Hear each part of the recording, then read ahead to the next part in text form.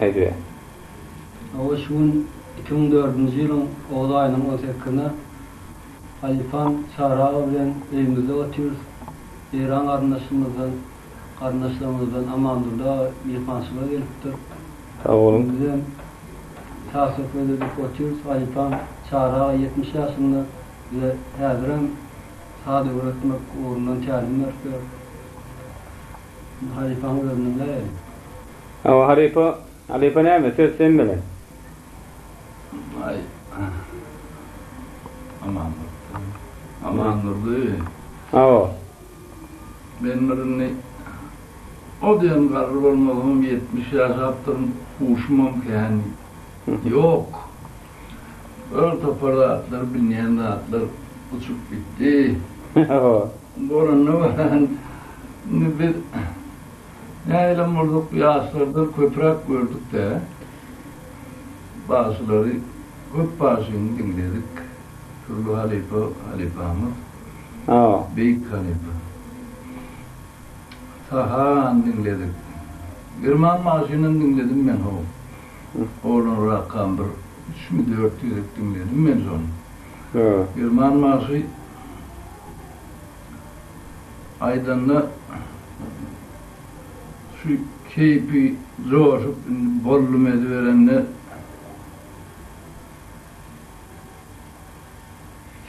keyfini ve gelmen somur elini tutarı tağlanı zor ortada oturan bu karayın içinde adamlar tegelin hatar şeyler tegelin oturuyorlar.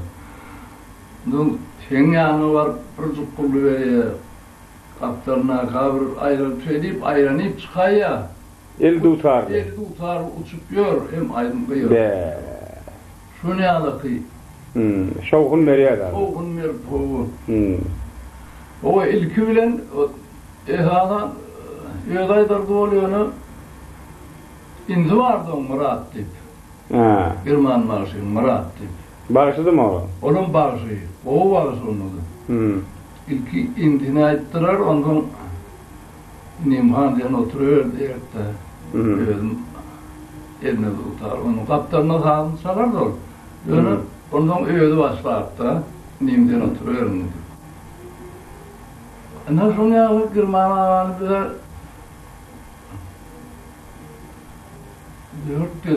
dört gelip dinledim de hemen sonra. Toydur da toylar dedim. Toydu. Böyle mahkumların aydınlayıp duruyor. O benimle katı vardılar o vakti. Benim bir diyen bunu hem ekşen bir diye. Awa. Devam edecek olmaz. Maktumul Halife vardı değil. O Maktumul Halife Gördünüz mü Maktumul Halife'ni? ondan sonra şu bir toyda aydanın son ertir bir kuşluk çayını içiyor da sonra bardım yekeceği karayın içinde oturuyor. Yedim taş üstte getiriyor. Ondan sağlık yanıp dur ortada. Awa. Daşına da yumurtağın aylaktır. Böyle o yumurtağın. Sonra yumuşacık edip pişirip sonra iyiydi ondan bari. Yumana, naharlarını sağ işte daha etti onu soyardı. Mağtum olay gün o bir iki tane aydım böyle o. Ulumdan giden akla.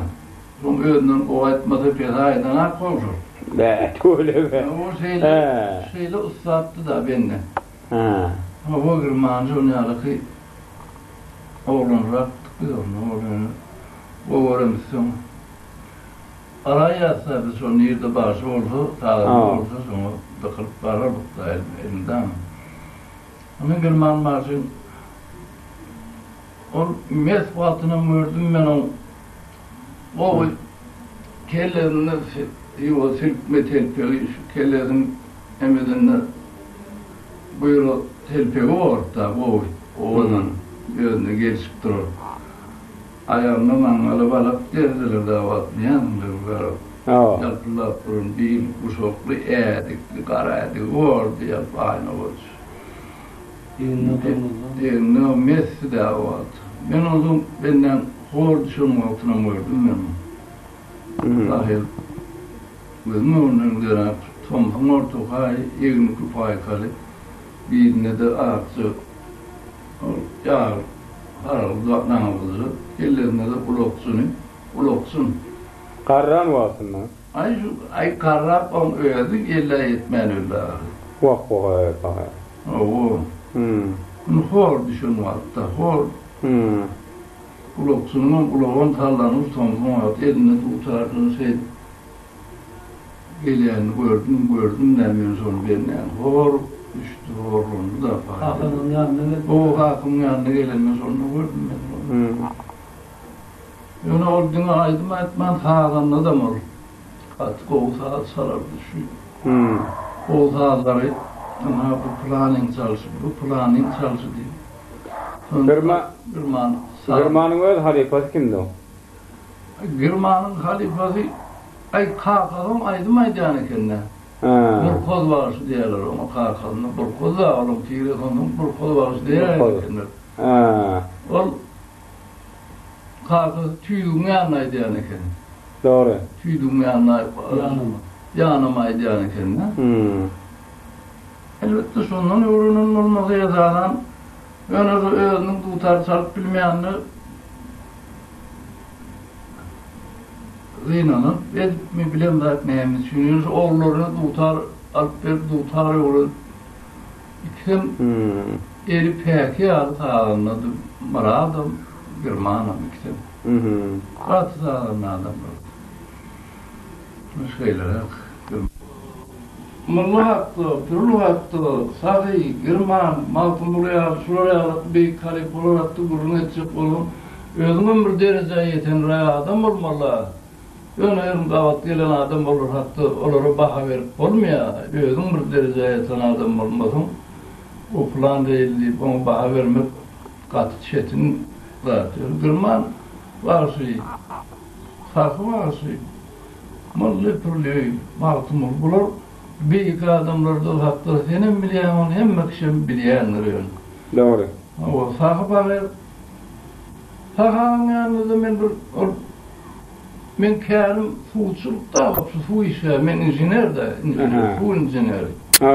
Ben bir tutardan şöyle uyan adamım der ben.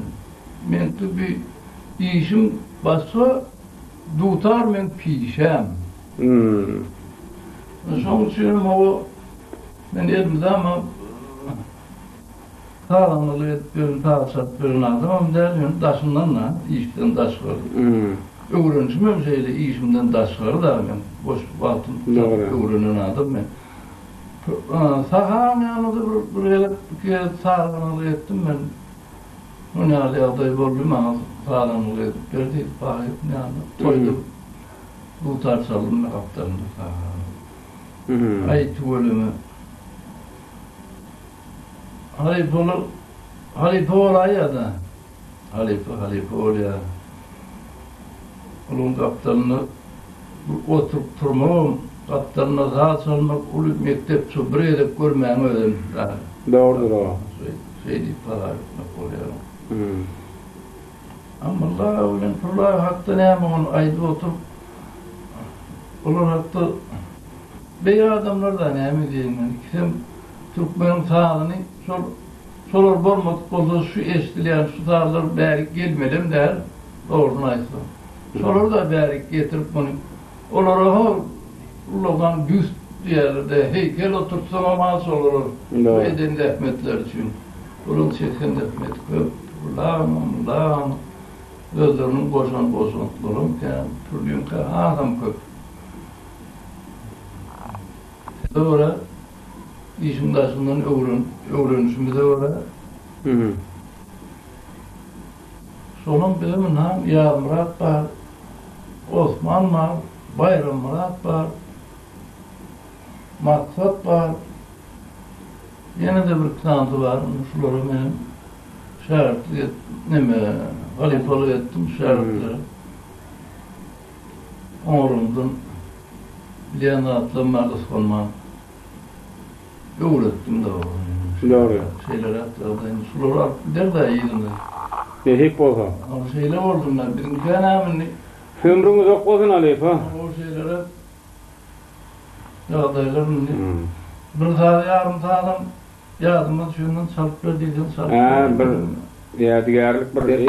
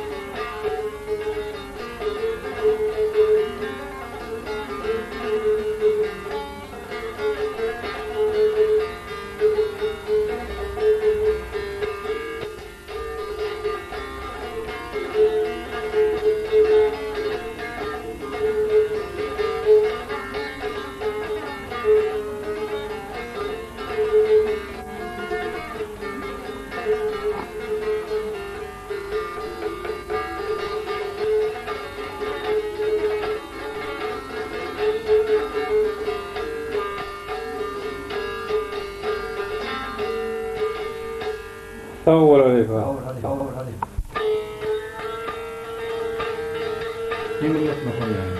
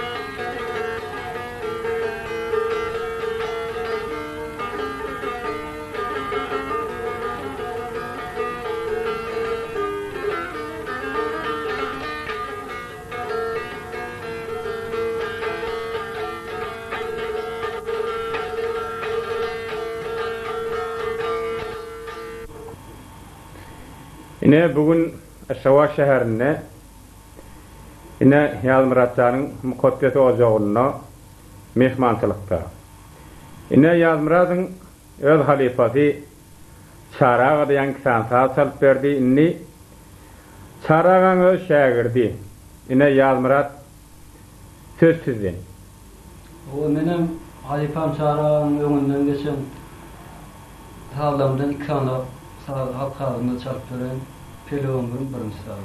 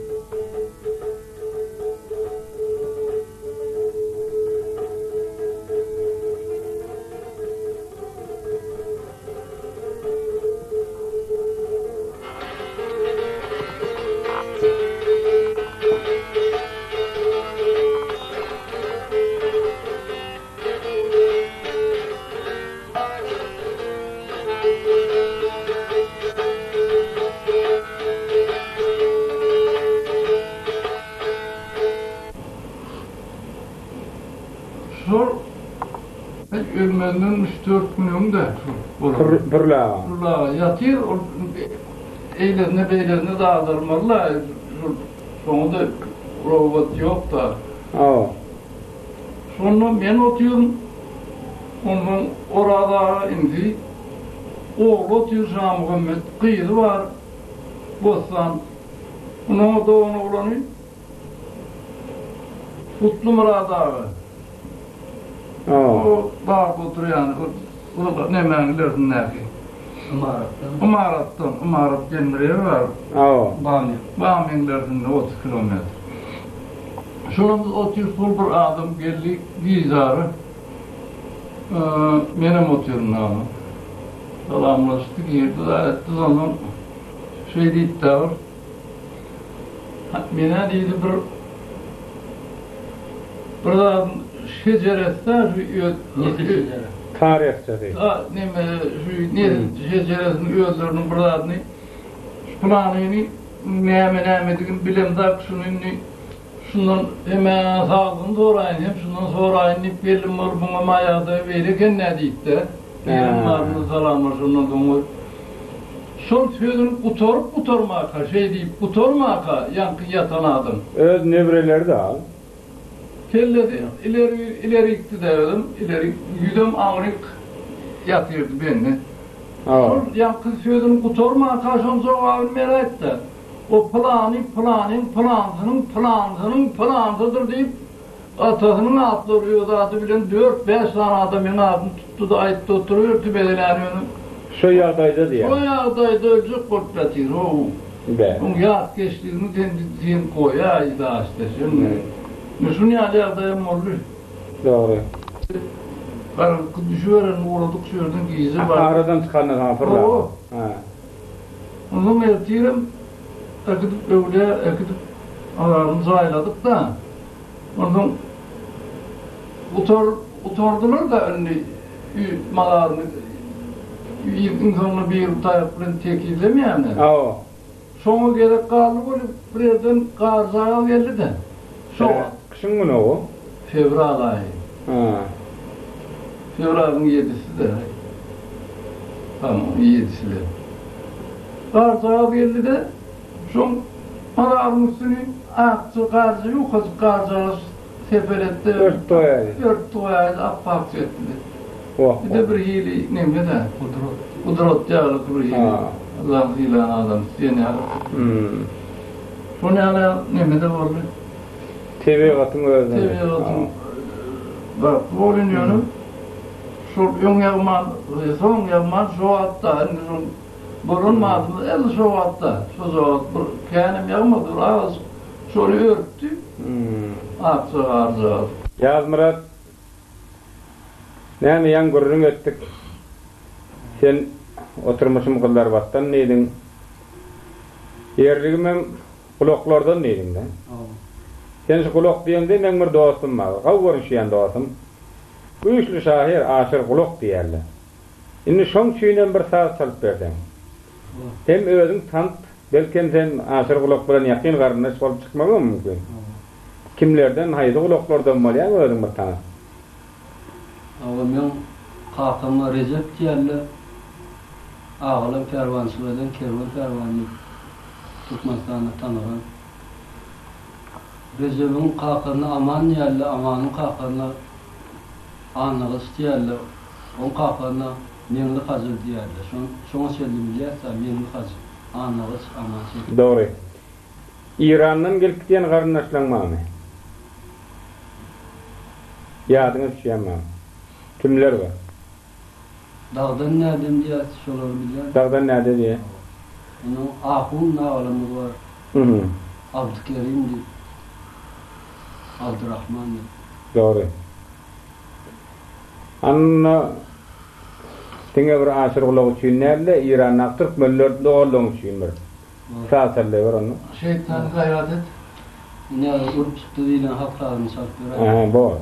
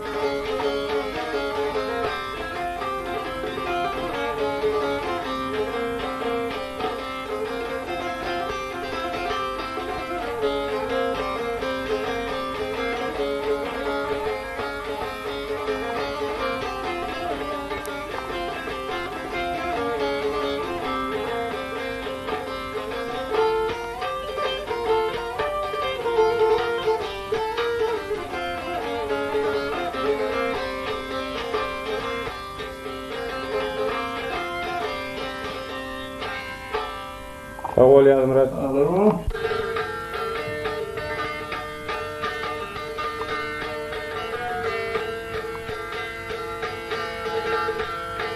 Güzel değil mi? Yukarıda aklına şöyle şöyle tuttular yani.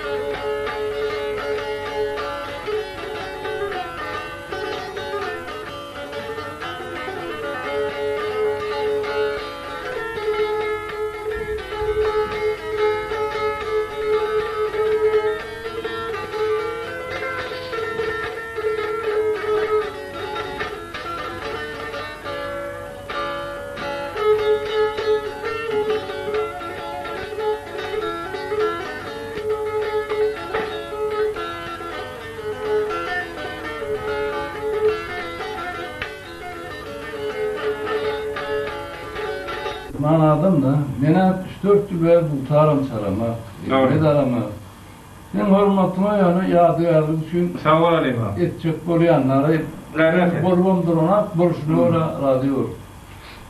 Var.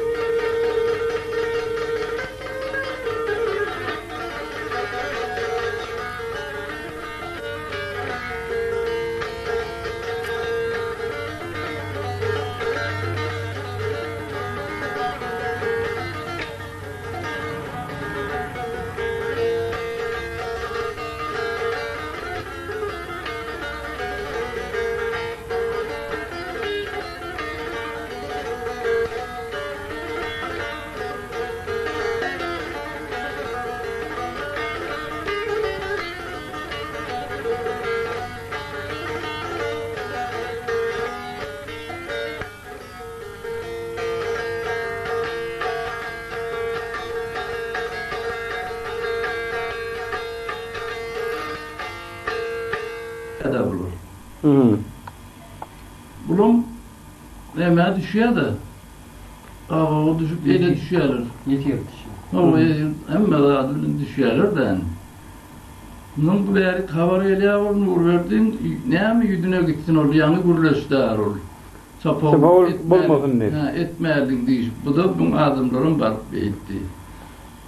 Onun şunu ne mi etlerini bilmeyen nur verdi han, hemen yanına gidiyor bir beyk sağlanamı var ol. Aman yerli gönü mü? Aman yerli gönüğün yanına gidiyor. Aha. Aman yerli ya da her şey dedi aydiya. Aa. Şunu öğün bir mesela aydınlaştıp çözüp beraymadan buradan geçti mi deyip durdu. Sen gayret etti, uğrunu tap deyip durdu. Aman yerli ondan gidiyor oraya diye. Bu gidenler bir bar o iş bilen geldim diye ne yaptı baranı? Başı geçip barayan yok. Bunu bir hilip bilen barayan da arayıp Bir havar ya bir Allah. havar yalı var. Şunu alakayı. Hı. Var bankın gurrundan çıkışıyor yaptı şimdi ya. Aa. Başka gurrundan üstünden, son üstünden barayalar şu gurrunun üstünden yankı. Hı. Kola düşönden üstünden barayalar. Dıkma da, Aa. şunu maksadım, şunu boşaltma da bulan. Onun şöyle gurrunun böyleyken, gurrunu ediyorlar, daha ediyorlar, onun ağırdan, onu kendi kızıl vermeli, altın gümüş vermeli, zat vermeliler. Boşaltmak için. Boşaltmak için. Ya mal vermeli. Aa. Bunun bir şeyden netice veriyor aman geldi bunu. Tamam sarp veriyor, daha ediyor, onun ardından onun bana şey diye. Sen mal alsan diye, altın say alsan diye, bulatlara hemen soğulur gider kül var diye, Hı hı. sıkar gider diye. Ben yavru sen adına diye bir saz ördün diye. Hı hı. Ömürlük kalır sen adına diye. Hı. Sonra ondan şu sazı diyor diye sol Şadilliğini. Sadilli. Onun adı Sadilli'den değil. İlk vaatlarında çalıya kalır mı Uğrayim Sağd oldu diyerdiler. Ha, İbrahim Şadolli. O. Ondan son adı İbrahim olmalı sol hanım. Ha, bir ovan ulu ovan bir han olmalı. Hanlar sol. Ha. Gidelim bekleme. Han. Doğru. Ondan son adı boluyor oldu. Hı. Sonra sarp veriyor. Olara atıyara öyle hem bana hiç saat vermeyen bir yırmadım teoruğun Boşalt ya. boşaltıp alpay diye. Bu adam sonuna diyor hep Hı hı. emile gelen zat sonunu Doğru. o adını İbrahim Saad oğlum derdi. İbrahim Saadıl. Ha, İbrahim Şadil. İbrahim Saadıl olmuş son adı. Doğru. İbrahim Saadıl. Adıllı ediptir de söyledi sol. Hı hı.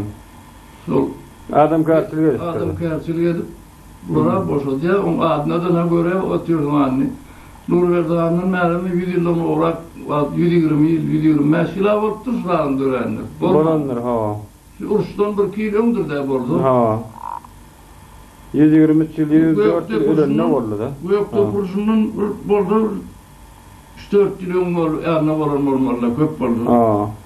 Onun havayda oturulan ana oğlum teyzemdi. Ay, 130 yıl oraya bolanlar Ay, şu mı? doğru da. Bolanlar. Nasıl 1900 da bizim yani oradan eşit şimdi şeydi. Doğru. Şu saat 19. asırda çalınıptır. 20'de de 21'de de çalınıptır. Sonra İbrahim Sadilli de oluyor Sadilli deyip böyle ne hemen Sadilli diyor. Sadilli hiç de adıma. Türkmen köp yerik dağanla ilki de oldu. İran'da da kən ildeşlerimiz var. Naman tutan. O yerde de bizim bir müştaklığımız var. Doğru. Şägirtler var, bağışoğlular var, rahimli var, durdu var, halat var. Ben o katnaşan yerden Zampuraga deyip hükümetten vardım. Oğulları Bahar ha. Masa tazı deyip burada olsun var. Ağaman barsan sorulara bağışın salam ayttı deyip. Nesip oldu? Bolanlar. Aman da başlayalım. Başlayalım. Hoş geldiniz. Sağ olun. Maslaklar. Elimlere gelip durma. Tamam. Yani bir pozun bilen bana beyler. Nesip oldu. Onlara kalamayt. Ağrı koyamam bir İran'a. Sağlık olsun inşallah. Bir kere bana kayıttım. Oğlanlar var yani da Türkmen akrabalar, Türkmen oğlanlar. Bir tutanlar Doğru. Gelmişin zanur diyeceğler. Doğru. Hevat paranlar görüşüyorlar. Doğru. Mesela salamayt. Ne hip oldu? Yani asal perin. Saat çalları. Ültürü gibi asal perin. Ültürü. Az tarihin marka. Aha. Ve herden etrafında ve herden etrafında ayo şeyler oğudurluydu var akında. Ni rita sarayda inna. Oğudurluydu var akında. Onun bir yurdu var. Padişahı sonra aşk bolyada sonra getirin diye da. Onu sonra almağa var ya Al-Qaida'lardan rita sarayda inna. Al-Qaida'lardan sonra padişah huzurlar tiyarı doğru. Onun ayşun sonra her hili yolundan boynu çık bolyada padişah olur. Bulanak bir hiç il boynu anaklara yalvar Korea. Elip Korea bulanak. Bulmet Korea hiç sonra boyun bulanak. Rıza değerli abi.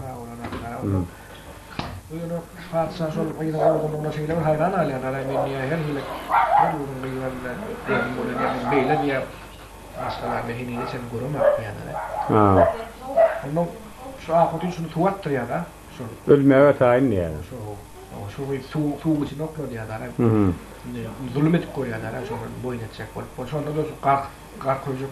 Şu savar tuğ içinden savarın tasına çıkacak. Böyle ara böyle iğne tiyalar da. Onun şeyin şurada yeri gözü yerdeydi horla börkələr şol xanım yanında falan da sonra kendi hazır halında diye. Şol ondan soyun şol diye falan bol şunu niye falan şoförde o falan ne diye. Dörret diye. Tanrı diye. Ültürür diye de o falan. Şol ahnalar. Onun şol padişah şol falan salp veriyorlar onun. Padişah'da diye sokağa bu niye sağlam diye yaman lali çıktılar diye ne hemen neyle diye bunu şu şimdi da şu ayırın nimesi şu ahnalar tutar diye şu bayıkten diye koyulur diye de tebrik etsin öyle bu diye de hakiki demek diye de ne mesela ne taklayan mesela diye de onun şu padişah otin şu yurdunu koyuyor diye de Sağın tarihçesi. Tarih şu bayık saray Sağ ol.